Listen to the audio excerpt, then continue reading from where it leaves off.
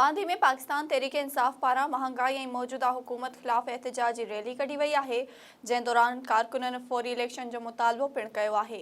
उन हवाले से हनीफ जमाली अपडेट करे रहियो आहे।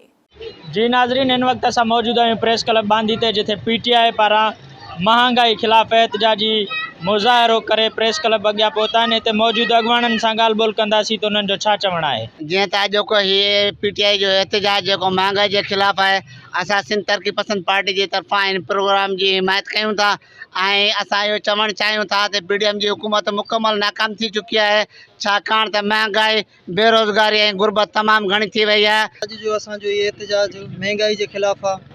तव्हां ॾिसी सघो था त महांगाई वञी उरूज ते पहुतो आहे। हीअ असांजे वज़ीर आज़म या वज़ीर आला सिंध खे को परवाह न आहे। हर शइ महांगो थी चुको आहे। हिन गवर्नमेंट खे को बि परवाह न आहे। असांजा जेके आहिनि काउंसलर आहिनि, चेयरमैन आहिनि असांजा, उन्हनि खे का बि शइ जी परवाह न आहे।